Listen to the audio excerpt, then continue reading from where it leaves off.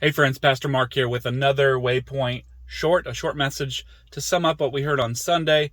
And this week we talked about Exodus 2:11 through 22. And this is the story of Moses. This week it says that he had grown up. He's probably about 40 right now, we read in the book of Acts.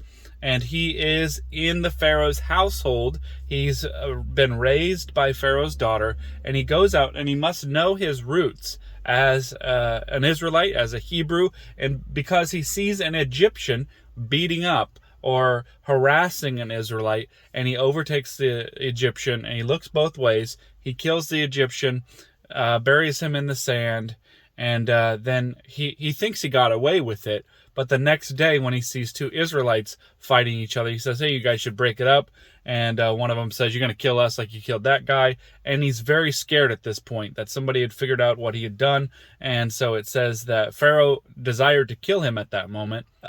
Moses flees to the land of Midian, and he sits down by a well, meets a lady there.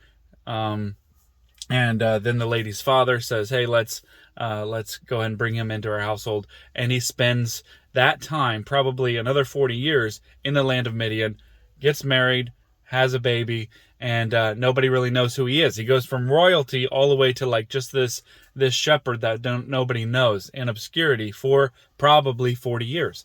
And so the lesson I get from that is that God will use obscurity to shape you into the person that you need to be. Anybody who has influence in the Bible had gone through a time of obscurity. If you think about the King David, it was probably 15 years from his anointing to his actual sitting on the throne. And you see also John the Baptist spent lots of time in obscurity. Even Paul, 3 years in the desert, it says. And then there's probably a 5 to 8 year span that he goes back to Tarsus before he actually starts planting churches.